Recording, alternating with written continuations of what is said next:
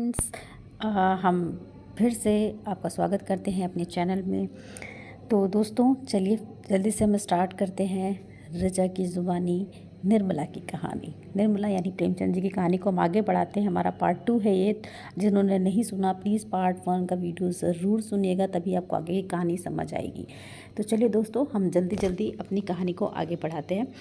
हाँ, तो मैंने जैसे बताया था पिछली बार कि जो कृष्णा थी उसकी छोटी बहन निर्मला की, वो अपने बहन की शादी को लेकर थोड़ी सी खुश भी है और अब दुखी भी है कि आखिर उसकी बहन ने ऐसा क्या कर दिया जो घर वाले उसको घर से निकाल देना चाहते हैं। वो छोटी सी बच्ची समझ ही नहीं पा रही थी कि आखिर शादी ये हो क्यों रही है। तो आगे शाम का समय था। निर्मला छत पर जाकर अकेली बैठी आसमान की ओर दुखी आंखों से ताक रही थी। ऐसा मन होता था कि पंख होते तो वो उड़ जाती और इन सारे झंझटों से छूट जाती। इस समय अक्सर दोनों बहनें कहीं सैर को चली जाया करती थी। बग्घी खाली होती ना होती तो बगीचे में ही टहलने के लिए निकल जाती थी। ऐसा इस समय निर्मला का मन हमेशा उदास रहता था, इसलिए कृष्णा उसे खोजती फिरती थी। जब कहीं ना पाया तो छत पर आई और उसे देखकर हंसकर बोली, तुम यहाँ आकर बैठी हो और मैं तुम्हें ढूंढती फिरती हूँ। चलो बग्घी तैयार है। निर्मला ने उदासीन भाव से कहा, तू जा, मैं न जाऊँगी। कृष्णा, नहीं मेरी अच्छी दीदी, आज ज़रूर चलो, देखो कैसी ठंडी ठंडी हवा चल रही है। निर्मला बोली, मेरा मन नहीं चाहता, तू चली जा। कृष्णा की आंखें डगबगा गई यानी कि थोड़ी सी वो रुआसी सी हो गई और काँपती हुई आवाज़ में बोली, आज तुम क्यों नहीं चलती, मुझसे क्यों नहीं भूलती, क्यों इधर उधर छिपी छिपी फिरती हो। मेरा मन अकेले बैठे बैठे घबराता है। तुम ना चलोगी तो मैं ना जाऊँगी, यही तुम्हारे साथ बैठी रहूँगी। निर्मला बोली, और जब मैं चली जाऊँगी तब क्या करेगी, तब किसके साथ खेलेगी, किसके साथ घूमेगी, बता ज़रा। कृष्णा बोली, मैं भी तुम्हारे साथ चलूँगी, अकेले तो मुझसे यहाँ ना रह जाएगा। निर्मला मुस्कुराकर बोली, तुम्हें अम्मा ना जाने देंगी। कृष्णा बोली, तो मैं भी ना जाने दूंगी। तुम अम्मा से कह क्यों नहीं देती कि मैं नहीं जाऊंगी। निर्मला बोली, कह तो रही हूँ पर सुनता कौन है। कृष्णा, तो क्या ये तुम्हारा घर नहीं है। निर्मला, नहीं, मेरा होता तो ऐसे ज़बरदस्ती क्यों निकाल देते।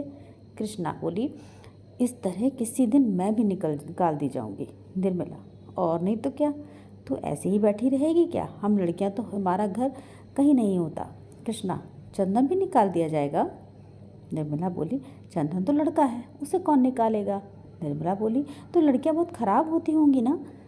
निर्मला बोली, खराब नहीं होती तो घर से क्यों निकाली जाती। कृष्णा बोली, चंदन इतना शरारती है, उसे कोई क्यों नहीं भगाता, हम तुम तो कोई शरारत भी नहीं करते। एकाएक तभी चंदर जो था वो दम दम करता वो छत पर आ जाता है और निर्मला को देखकर बोलता है, अच्छा आप यहाँ बैठी हो, ओहो अब तो बाजे बजेंगे, दीदी दुल्हन बनेगी, पालकी पे चढ़ेगी। ओहो, चंदन का पूरा नाम चंद्रभानु सिन्हा था। निर्मला से 3 साल छोटा और कृष्णा से 2 साल बड़ा। निर्मला बोली, चंदन तुम चिढ़ाओगे तो अभी जाकर अम्मा से कह दूंगी। चंदन, तो चिढ़ती क्यों हो, तुम भी बाजे सुनना। ओहो, अब आप दुल्हन बनेंगी। क्यों किशनी, तू बाजे सुनेगी ना, वैसे बाजे तूने कभी ना सुने होंगे। कृष्णा बोली, क्या बैंड से भी अच्छे होंगे। चंदन बोला, हाँ हाँ, बैंड से भी अच्छे, लाख गुना अच्छे। तुम क्या जानो, एक बैंड सुन लिया तो समझने लगी कि इससे अच्छे बाजे होते ही नहीं हैं। बाजे बजाने वाले लाल वर्दियाँ और काली टोपियाँ पहने होंगे, ऐसे खूबसूरत माने होंगे कि तुम्हें क्या कहूँ। आतिशबाजियाँ भी होंगी, हवाइयाँ आसमान में उड़ाई जाएंगी और तारों में लगेंगी तो लाल पीले नीले तारे टूट टूट कर गिरेंगे, बड़ा मज़ा आएगा। कृष्णा बोली, और क्या क्या होगा चंदन, बता दे मेरा भैया। चंद्र बोला, मेरे साथ घूमने चल तो रास्ते में सारी बात बता दूंगा, ऐसे ऐसे तमाशे होंगे कि देखकर तेरी आंखें खुली रह जाएंगी। हवा में उड़ती हुई परियां होंगी, सचमुच की परियां। कृष्णा बोली, अच्छा चलो, लेकिन ना बताओगे तो मारूंगी। चंद्रभानु और कृष्णा चले गए पर निर्मला अकेली बैठी रह गई। कृष्णा से चले जाने से इस समय उसे बड़ा दुख हुआ। कृष्णा जिससे वो प्राणों से भी ज़्यादा प्यार करती थी, आज इतनी कठोर हो गई, अकेली छोड़कर चली गई। बात कोई ना थी, लेकिन दुखी हृदय दुखी हुई आँख है। जिसे हवा से भी पीड़ा होती है। निर्मला बड़ी देर तक बैठी रोती रही। भाई बहन, माता पिता सभी इसी से उस मुझे भूल जाएंगे। सबकी आंखें फिर जाएंगी और शायद इन्हें देखने को भी मैं तरस जाऊंगी। बाग में फूल खिले हुए थे, मीठी मीठी खुशबू आ रही थी, चैत की ठंडी मंद हवा चल रही थी, आकाश में तारे छिटके थे। निर्मला इन्हीं दुख भरे विचारों में पड़ी पड़ी सो गई और आँख लगते ही उसका मन ख्वाबों की दुनिया में उड़ने लगा। क्या देखती है कि सामने एक नदी लहरें मार रही है और वो नदी के किनारे नाव में बाँट दे रही है। शाम का समय है, अंधेरा किसी भयानक जंतु की भांति बढ़ता चला आता है। वह घोर चिंता में पड़ी हुई है कि कैसे यह नदी पार करेगी, कैसे घर पहुंचूंगी। रो रही है और कहीं रात ना हो जाए, नहीं तो वो अकेली यहाँ पर कैसे रहेगी। एकाएक उसे एक सुंदर नौका घाट की ओर आती हुई दिखाई देती है। वो खुशी से उछल पड़ती है और ज्यों ही नाव घाट पर आती है वो उस पर चढ़ने के लिए बढ़ती है, लेकिन जो ही पाँव के पटरे पर पैर रखना चाहती है उसका मल्लाह बोल उठता है, तेरे लिए यहाँ जगह नहीं है। वह मल्लाह की खुशामद करती है, उसके पैरों में पड़ती है, रोती है, लेकिन वो ये कहे जाता है, लेकिन यहाँ तेरे लिए यहाँ पर कोई जगह नहीं है। एक पल में नाव चल देती है। वह चिल्ला चिल्ला कर रोने लगती है। नदी के सुनसान तट पर रात भर कैसे रहेगी, सोचकर वह नदी में कूद कर उस नाव को पकड़ना चाहती है कि इतने में कहीं से आवाज़ आती है, ठहरो ठहरो, नदी गहरी है, डूब जाओगी। ये नाव तुम्हारे लिए नहीं है, मैं आता हूँ, मेरी नाव पर बैठ जाओ, मैं उस पर पार पहुँचा दूँगा। वो घबरा कर इधर उधर देखती है कि यह आवाज़ कहाँ से आई। थोड़ी देर बाद एक छोटी सी डोंगी आती है, दिखाई देती है। उसमें न पाल है, न पतवार, न मस्तूल। पेंदा फटा हुआ है, तख्ते टूटे हुए हैं, नाव में पानी भरा हुआ है और एक आदमी उसी में पानी उलीच रहा है। वो उसे कहती है, यह तो टूटी हुई है, ये कैसे पार लगेगी। मल्लाह कहता है, तुम्हारे लिए भेजी गई है, आकर बैठ जाओ। वह एक पल सोचती है कि इसमें बैठूं या ना बैठूं। अंत में वह तय करती है, बैठ जाऊं। यहाँ अकेली पड़ी रहने से तो नाव में बैठ जाना फिर भी अच्छा है। किसी भयंकर जंतु के पेट में जाने से तो यही अच्छा है, नदी में डूब जाऊं। कौन जाने नाव पार करने पहुँच ही जाए। यही सोचकर वो अपनी जान को मुट्ठी में लिए हुए नाव पर बैठ जाती है। कुछ देर तक नाव डगमगाती हुई चलती है, लेकिन हर पल उसमें पानी भरता जाता है। वो भी मल्लाह के साथ उन दोनों हाथों से पानी उलीचने लगती है, यहाँ तक कि उसके हाथ थक जाते हैं, पर पानी बढ़ता ही चला जाता है। आखिर नाव चक्कर खाने लगती है। मालूम होता है अब डूबी। तब वह किसी अदृश्य सहारे के लिए दोनों हाथ फैलाती है। नाव नीचे से खिसक जाती है और उसके पैर उखड़ जाते हैं। वह ज़ोर से चिल्लाई और चिल्लाते हुई उसकी आंखें खुल जाती है। देखा तो माँ सामने खड़ी उसका कंधा पकड़कर हिला रही थी।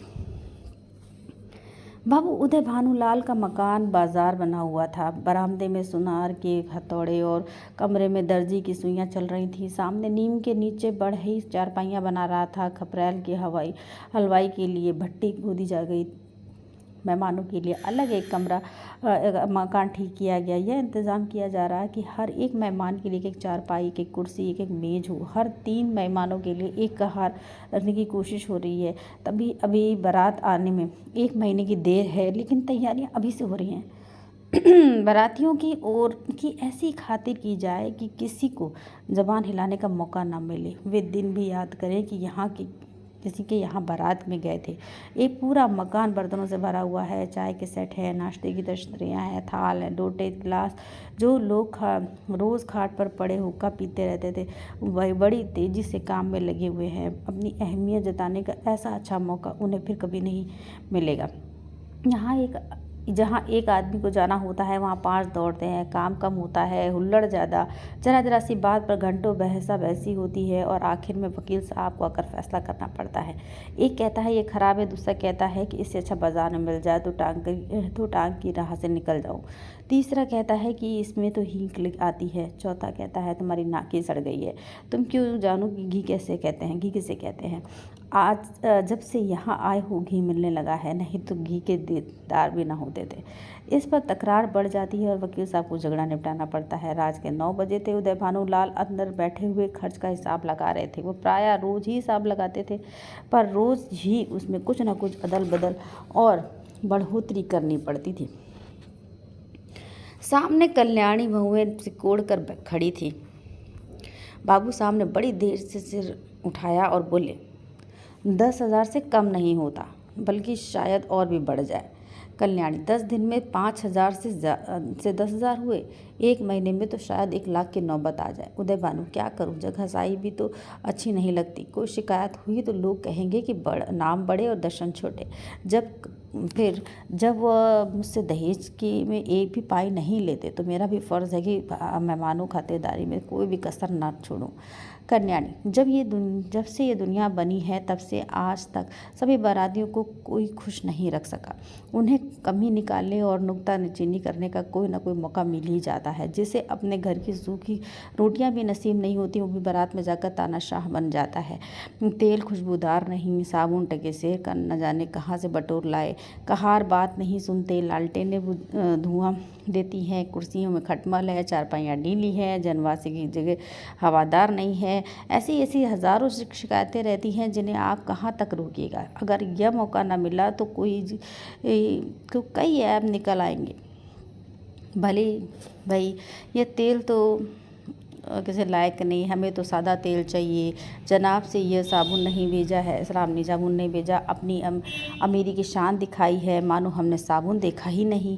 ये कहार नहीं यमदूत है, जब देखिए सर पर सवार लालटेनें ऐसी भेजी हैं।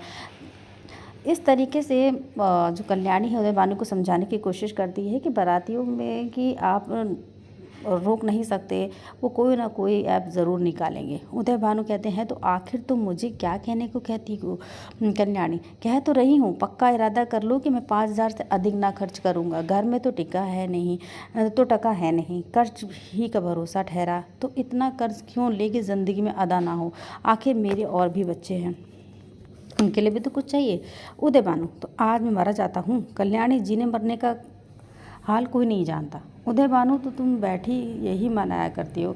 कल्याणी बोलती है इसमें बिगड़ने की कोई बात नहीं है, मरना एक दिन सभी को है, कोई यहाँ पर अमर होकर थोड़े ही आया है।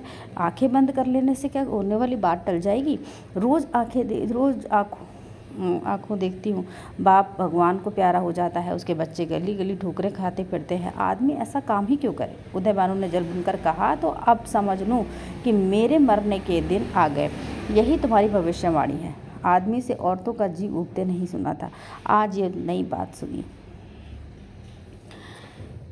कल्याणी बोलती है तुमसे दुनिया की कोई भी बात कही जाती है तो जहर उगलने लगते हो, इसलिए ना ही जानते हो इसे कोई ठिकाना नहीं है कि मेरी ही रोटियों पर पड़ी हुई है या और कुछ। जहाँ कोई बात कही बस सिर हो जाए, मानो मैं घर की नौकरानी हूँ। मेरा बस रोटी और कपड़े का नाता है, जितना ही मैं दबती हूँ उतना ही तुम दबाते चले जाते हो।